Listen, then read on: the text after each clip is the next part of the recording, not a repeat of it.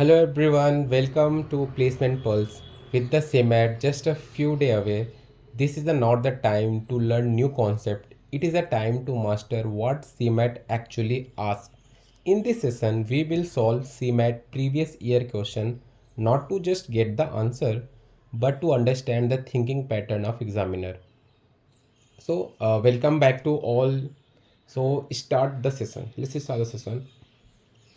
हम देखते हैं कि पहले हम देखेंगे कि कितना वेटेज क्वांट का है और किस चैप्टर का सीमेट में कितना वेटेज है। तो हम यहाँ पे देख पा रहे हैं कि अर्थमेटिक का जो हमारा वेटेज है वो 5 to 6 क्वेश्चन का है। डीआई का हमारा 4 to 5 क्वेश्चन का है। अलजेब्रा का जो है वो 3 to 4 क्वेश्चन का है। नंबर सिस्टम का 2 से 3 क्वेश्चन का है। ज्योमेट्री का 2 क्वेश्चन का और मॉडर्न मैथ का 1 से 2 क्वेश्चन का है। तो हम सिंपल ये देख पा रहे हैं कि जो हमारा 9 से 11 क्वेश्चन है ये दोनों वो हमारे आ रहे हैं केवल अर्थमेटिक और डीआई से।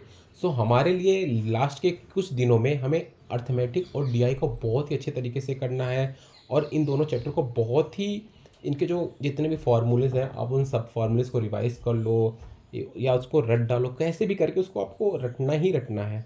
ये दो जो आपके हैं ये बहुत बड़ा 50% जो है मैथ में यही दोनों से आ रहे हैं, अर्थमेटिक और डीआई से। Okay, moving ahead. आपके सीमेट के बाद आप इंटरव्यू के लिए तैयारी करोगे, जीडी के लिए तैयारी करोगे। हम उसके लिए भी हम ऑलरेडी बैचेस हमारे चल रहे हैं पहले से ही। तो आप देख सकते हो कि 299 पे आप 1-to-1 मॉक इंटरव्यू 30 मिनट का ले सकते हो। बाकी हमारे पास और भी प्लान्स हैं जो कि 1999 में आप चार 1-to-1 मॉक इंटरव्यू, आपको रिकॉर्डिंग सेशन मिलेगा, आपका सीवी क्यूरेशन भी होगा और फिर इसके बाद 4,999 में आपका सीवी का क्यूरेशन कर चाहिए तो आपको 4,999 में आपको मिल जाएगा। फिर हमारे पास एक फुल जो है फीचर्स हैं जिसमें आपको 4 जो है 1-to-1 मॉक इंटरव्यू होगा, आपका सीवी क्यूरेशन होगा जो कि एडवांस लेवल पे हम कराएंगे जाके, आपका लिंक्डइन ऑप्टिमाइजेशन होगा जो कि कंप्लीट लिंक्डइन ऑप्टिमाइजेशन हमारी टीम पूरी आपको करेगी। तो ये आपको मिलेगा 3,499 में। आप इन कोर्सेज़ को भी आप देख सकते हो। हम बढ़ते हैं आगे अपने पहले क्वेश्चन पे।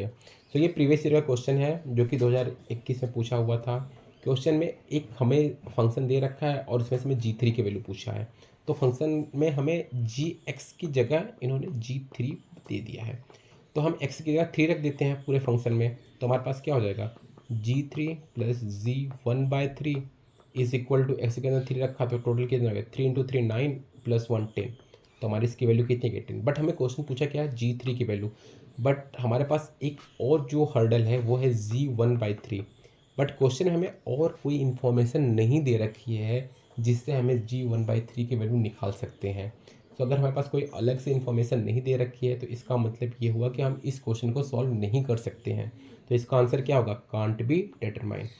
ये बहुत ही आसान सा क्वेश्चन था, फंक्शन चैप्टर का था, 2021 में पूछा हुआ था। आई होप आपको ये समझ में आया होगा। Okay, moving ahead, question number 2 देखते हैं। क्वेश्चन नंबर 2 है पाइप एंड सिस्टम का है।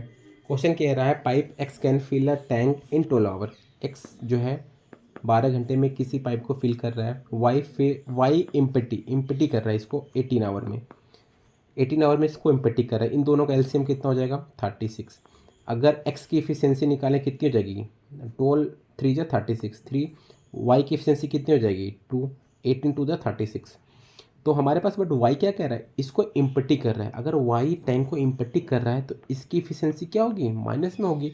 और एक्स इसको फिल कर रहा है, इसकी इफिशियंसी क्या होगी, प्लस में होगी। अब क्वेश्चन कह रहा है both pipe are open at 8 AM। दोनों पाइप को हमने 8 AM सुबह हमने ओपन कर दिया और टैंक फुल कितने बजे हुआ, 10 बजे। तो मतलब सुबह 8 बजे से रात के 10 बजे तक ये टैंक चलता है। टोटल कितने घंटे चला, ये 14 आवर टैंक को हमने चलाते ही रहे। बीच में एक काम और किया कि after some time Y is close. कुछ के टाइम के बाद हमने वाई को बंद कर दिया। जो पानी हमारा वाई निकाल रहा था हमने देखा कि अरे पानी निकाल रहा है वाई, हम वाई को क्या किया, हमने बंद कर दिया। और हुआ क्या, at what time was pipe Y close. तो वही क्वेश्चन से पूछा है कि हमने कितने देर बाद हमने वाई को बंद किया। ठीक है, हमने वाई को बंद किया, एक्स तो हमारा पूरे दिन चला, वही एक्स पूरे दिन चलेगा, 3 इफिशियंसी के साथ चला। तो टोटल कितने देर तक पाइप चला था, 14 घंटे। तो टोटल कितना हो गया, 42 यूनिट। बट हमारा भरना कितना था, 36 यूनिट करना था। तो एक्स ने 6 यूनिट ज़्यादा कर दिया, बट ऐसा तो है नहीं। वाई का जो पाइप ओपन था तो उसने कुछ पानी तो बाहर निकाला होगा, तो हमें निकालना कितना है 6। तो वाई की एफिशिएंसी कितनी है 2। तो 2 एफिशिएंसी के साथ कितने घंटे चले कि ये 6 यूनिट पाइप पानी निकालेगा, आप बोलोगे 3 आवर। तो टोटल 6 यूनिट निकाल देगा 3 आवर। और 8 बजे हमारा दोनों एक साथ ओपन हुए थे, तो 3 घंटे बाद मतलब 11 AM पे ये क्या हुआ होगा, वाई जो है 6 यूनिट निकाल देगा और 11 बजे ही वाई को क्या किया गया, क्लोज कर दिया गया। तो यही हमसे पूछा हुआ था कितने बजे वाई को क्लोज किया गया। वाई को जो है 11 बजे हमने क्लोज कर दिया था। ठीक है, बहुत आसान था, पाइथन सिस्टम का क्वेश्चन था, बहुत ही आसान क्वेश्चन था। इसमें ऐसा कुछ नहीं था समझने के लिए, बट हाँ थोड़ा सा आपको बेसिक अंडरस्टैंडिंग होनी चाहिए कि हमें पूछा क्या। हमें पूछा वाई को कितने देर बाद हमने बंद कर दिया। तो वाई को हमने 3 घंटे बाद बंद कर दिया था, जो कि 8 बजे पाइप ओपन हुआ था। तो 3 घंटे बाद मतलब 11 बजे हमने पाइप को बंद कर दिया था, वाई पाइप को। सो अगले क्वेश्चन पे बढ़ते हैं। क्वेश्चन नंबर 3 रेशियो का क्वेश्चन है। क्वेश्चन क्या रहा है कि जून 2020 में जो बॉयज़ और गर्ल्स का रेशियो था कॉलेज में 2:3:2 था, लेकिन सितंबर 2020 में ये जो रेशियो है वो हुआ कितना, 7:5। क्यों 7:5 हुआ, क्योंकि जो है बीच में 80 बॉयज़ और 20 लड़कियां कॉलेज से निकल गई, इसीलिए हमारा रेशियो जो था बॉयज़ और गर्ल्स का वो 7:5 हो गया। तो हमने मान लिया कि रेशियो था, तो पहले स्टार्टिंग में कितना था 3x। 80 बच्चों को हमने 80 लड़के निकल गए। पहले लड़कियां कितनी थी 2x, बाद बीच में कितना निकली 20 लड़कियां निकली। इन दोनों को सॉल्व किया 7:5 आ रहा है। इसको सॉल्व करते हैं, कितना होगा 15x minus 400 is equal to 14x minus 140। तो x वाले जो टर्म्स हैं उसको एक साइड ले आए, कितना हो गया x, और ये कितना आ गया 260। x की वैल्यू कितनी आ गई 260। हमसे पूछा क्या है, what is the total number of student in the college in June 2020। जून 2020 में कितने बच्चे थे 5x, और x की वैल्यू कितनी है 260। तो 5 × 260 कितना हो गया 1300 बॉयज़। तो हमारे पास कितने हो गए 1300। तो हमारे 1300 स्टूडेंट थे जून 2020 में। बहुत आसान था, रेशियो का क्वेश्चन था, बहुत आसान क्वेश्चन था। बस क्वेश्चन को अच्छे से पढ़ना, सीमेट में अच्छे से क्वेश्चन को पढ़ना, कह क्या रहा है, स्टेप बाय स्टेप क्वेश्चन को सॉल्व करते रहना, आपका हो जाएगा। तो बहुत आसान क्वेश्चन था, 2021 में क्वेश्चन पूछा हुआ था। ओके, आगे बढ़ते हैं, क्वेश्चन नंबर 4 की तरफ बढ़ते हैं। क्वेश्चन नंबर 4 जो है ट्रायंगल का क्वेश्चन है। कह रहा है कि एक ट्रायंगल है ABC। एक ट्रायंगल क्या है ABC। हमने एक ट्रायंगल बना लिया ABC, इसको लिख देते हैं ABC।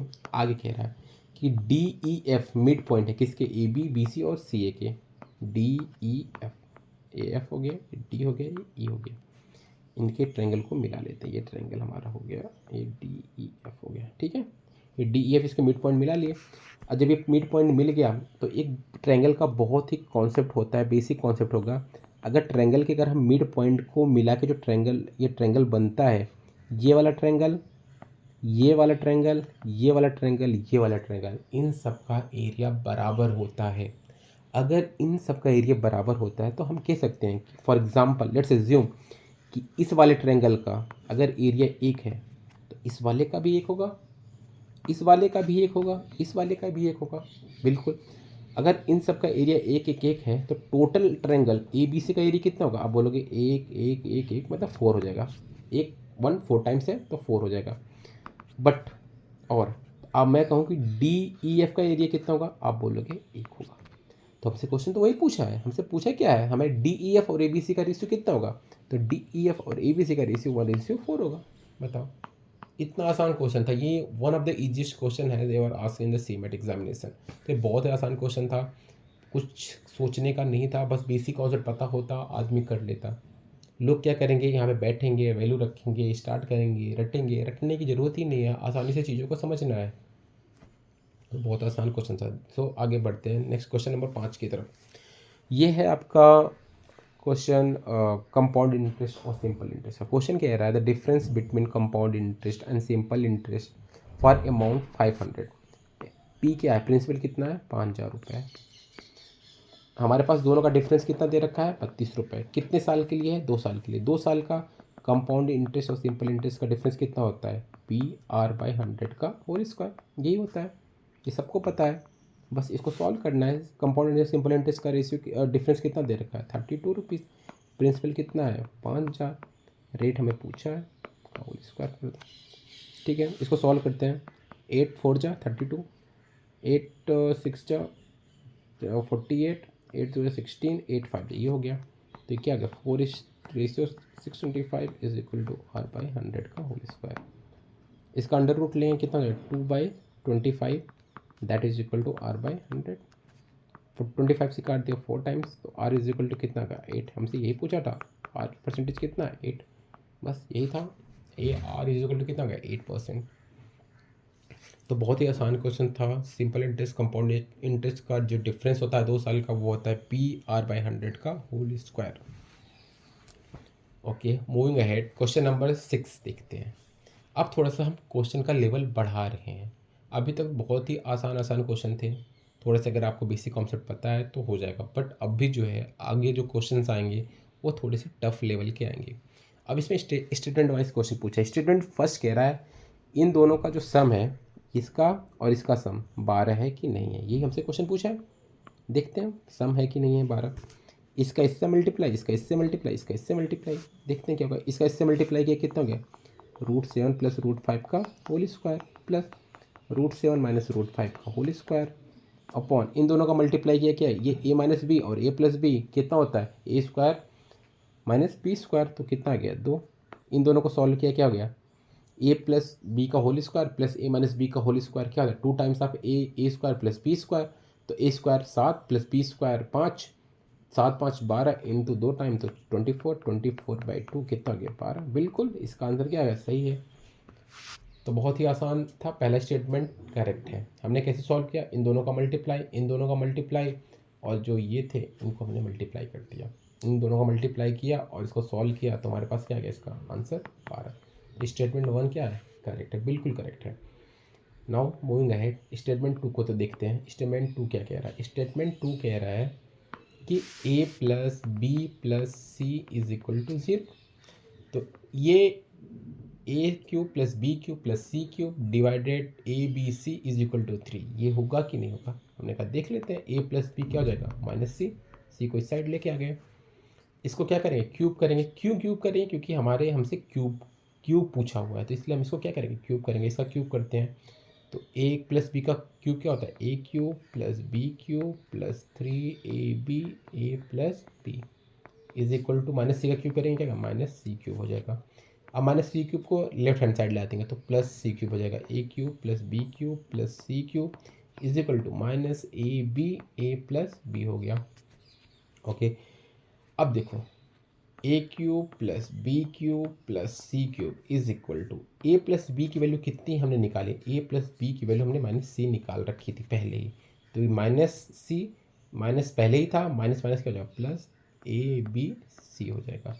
यही हमसे था, हमसे बट पूछा क्या है, a³ plus b³ plus c³ upon abc को हम इधर ला दें, abc इज इक्वल टू क्या हो जाएगा 3।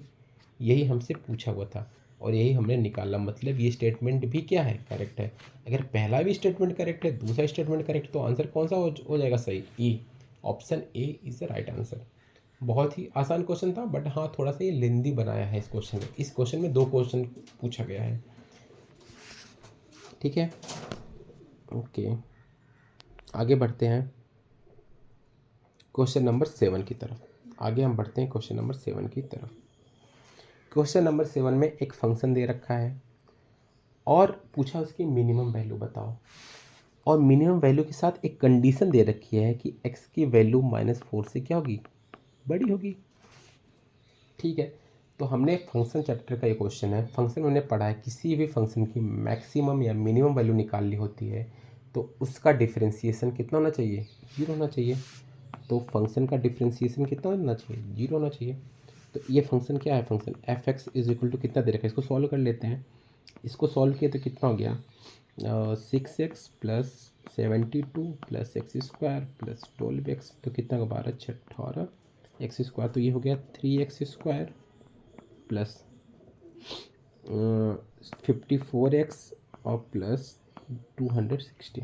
अपॉन ये नीचे क्या हो गया 2x प्लस 8, ये हमारे पास फंक्शन हो गया।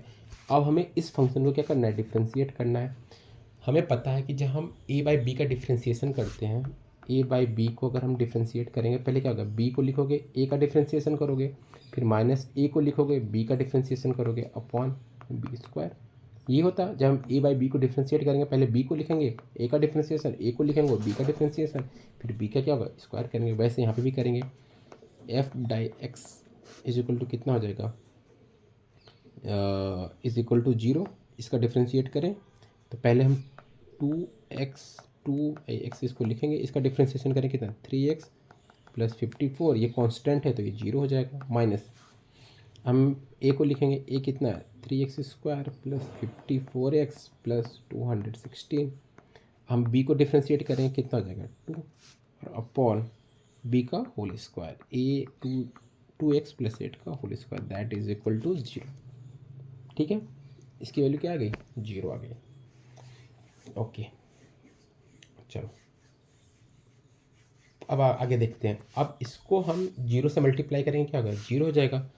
तो हम देख रहे हैं कि 2x plus 8 into 6x plus 54 that is equal to 3x square plus 54x plus 216 into 2, ये हो जाएगा क्योंकि ये 0 हो जाएगा, इस माइनस को उस साइड लेगा तो प्लस हो जाएगा। ठीक है, इसको सॉल्व करते हैं। इसको हम सॉल्व करेंगे तो कितना आ जाएगा 6x into 8x plus 8 is equal to क्या हो जाएगा 0 हो जाएगा। इसको हमने सॉल्व किया तो हमारे पास ये आ गया।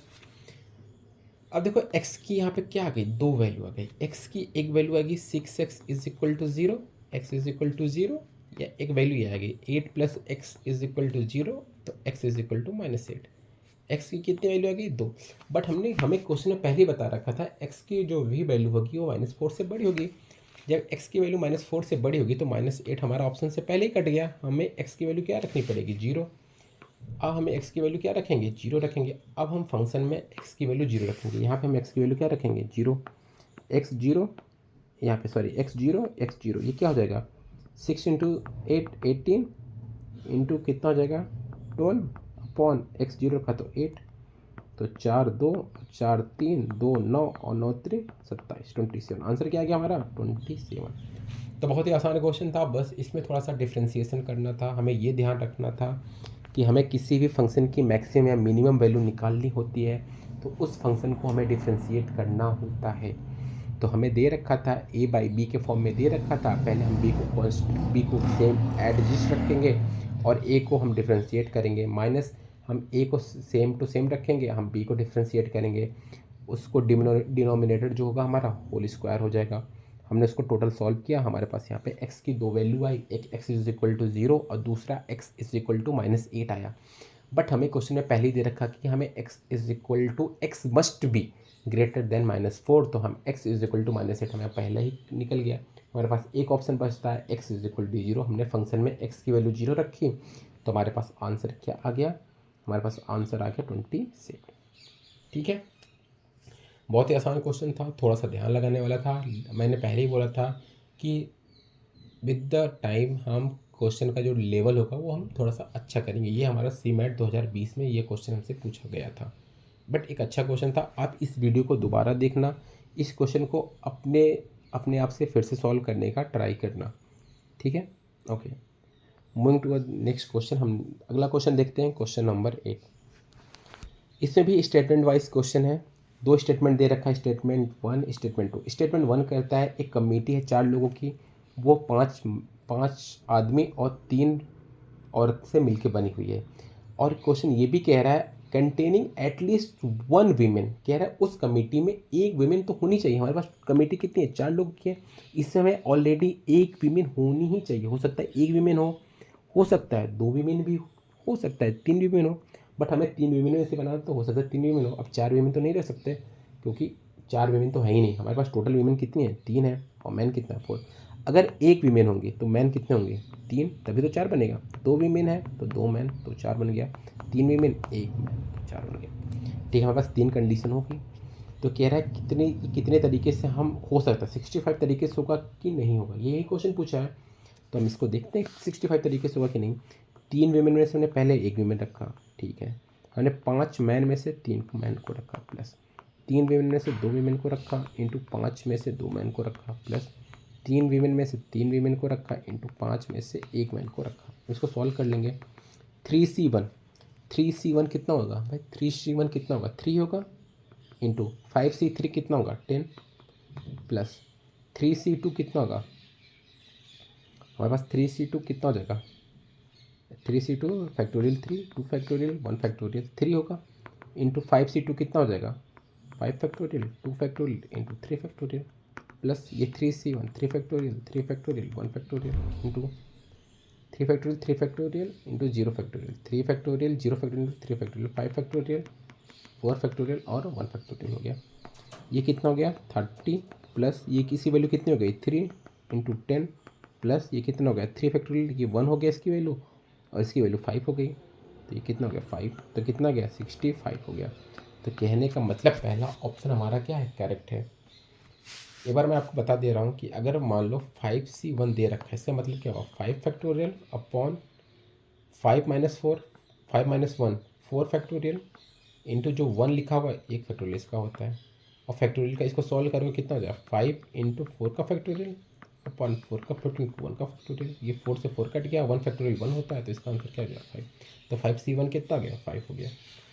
वैसे ही अगर हम देखें 3C2 3 फैक्टोरियल, ये 2 लिखा हुआ था 2 फैक्टोरियल, और 3 माइनस 2 1 फैक्टोरियल, इसको सॉल्व किया कितना हो गया? 3 upon into 2 factorial into 2 factorial into 1 factorial, 2 से 2 कट गया, इसका आंसर कितना आ गया? 3। ऐसे ही सबका सॉल्व होता है, तो इसका आंसर कितना आ गया? 65। तो पहला स्टेटमेंट कहने का मतलब क्या होगा? हमारा करेक्ट हो गया, तो स्टेटमेंट 1 इज़ राइट। ओके, दूसरा स्टेटमेंट देखते हैं। दूसरा स्टेटमेंट क्या सही है या गलत है, देखते हैं। दूसरा स्टेटमेंट कह रहा है कि the number of the word which can be form using the letter of the word arrange. एक लेटर है क्या? Arrange, ARRANGE, letter of word क्या है? अरेंज। इसको कितने तरीके से हम फॉर्म करें? So that vowel always occupy even place. Vowel हमेशा इवन प्लेस पे आना चाहिए। ये कितने वर्ड हैं यहाँ पे? 1 2 3 4 5 6 7, 7 है। 7 में से हमारा 3 क्या होगा? इवन होगा, और 4 क्या होगा? ऑड होगा। 3 इवन और 4 ऑड। 3 इवन प्लेस में हमारे पास कितने वॉवेल रखने हैं? वॉवेल हैं कितने हमारे पास? A, A, E। तो हमारे पास 3 वॉवेल हैं, A, A, E। हमें 3 वॉवेल को हमें 3 इवन प्लेस पे रखना है। कितने तरीके से रखेंगे? 3 फैक्टोरियल। बट 2 वॉवेल क्या है? आइडेंटिकल हैं, तो इसको सॉल्व करोगे कितना आ जाएगा? 3 भाई। 3 फैक्टोरियल बाई 2 फैक्टोरियल कितना हो गया? 3 आ जाएगा। अब हम ये हमारा हो गया बात वॉवेल का। हम बात करते हैं कॉन्सोनेंट की। कितने कॉन्सोनेंट है हमारे पास? RRNG, 4 कॉन्सोनेंट है। और कितने जगह हैं? 4 ही और जगह पे रखेंगे। तो 4 कॉन्सोनेंट को 4 और जगह रखोगे, कितने तरीके से रखोगे? 4 फैक्टोरियल। बट 2 कॉन्सोनेंट क्या है? आइडेंटिकल है, तो डिवाइडेड बाय 2 फैक्टोरियल। तो हमारे पास आंसर क्या जाएगा? 12। तो हमारे पास कॉन्सोनेंट को हम 12 तरीके से, वॉवेल को हम 3 तरीके से, टोटल कितने तरीके से रखेंगे? 12 इंटू 3 दैट इज़ 36। और हमारा स्टेटमेंट 2 में 36 बोला भी था, तो मतलब स्टेटमेंट 2 भी हमारा क्या हो जाएगा? करेक्ट हो जाएगा। तो कहने का मतलब statement 1 and statement 2 are the true. तो बोथ स्टेटमेंट क्या होंगे? करेक्ट होंगे। तो ये आज के लिए बस इतना ही है। हमने प्रीवियस ईयर क्वेश्चन को हमने लेके आए थे आपके लिए प्रैक्टिस सेट की तरह। आप जो है, जैसा मैंने स्टार्टिंग में बताया था कि CMAT में अर्थमेटिक और DI का बहुत बड़ा पोर्शन होता है, जो कि मोर देन 50% होता है। 9 से 11 क्वेश्चन तक जो है अर्थमेटिक और DI से ही CMAT में पूछा जाता है। और ऐसा नहीं बहुत ही हाई लेवल का पूछते हैं। हाँ, एक इजी टू मॉडरेट लेवल होता है। मैंने एक हार्ड लेवल भी कराया था, क्वेश्चन नंबर 7, जो कि मिनिमम फाइंड आउट करना था, मिनिमम वैल्यू फाइंड आउट करनी थी, जो कि आपको डिफ्रेंशिएशन करना था। डिफ्रेंशिएशन थोड़ा सा यहाँ पे टफ था करना। कई लोग क्या करते हैं, इसको सॉल्व करते हैं, इसको जो है 2/x को इसको इससे डिवाइड करेंगे, फिर वैल्यू निकालेंगे। इससे अच्छा आप इसको क्या कर दो? डिफ्रेंशिएट कर दो, आपका आंसर आ जाएगा। हमने जो है पाइप एंड क्रिस्टन का भी क्वेश्चन जो है आपको कराया था। तो मैं एक मिक्स क्वेश्चन हमने लाने की कोशिश करी है और हमने आपके सामने रखा है। और ऐसे ही सीरीज आती रहेगी आपके लिए CMAT के एग्ज़ाम के पहले। ऐसे हम बहुत सारे सीरीज लेके आएंगे आपके लिए, और प्रैक्टिस प्रीवियस ईयर क्वेश्चन का हम कराते रहेंगे। So thank you for the today. और हम अगले सेशन में फिर से आपसे मिलते हैं। तब तक के लिए अलविदा। मिलते हैं नेक्स्ट सेशन में।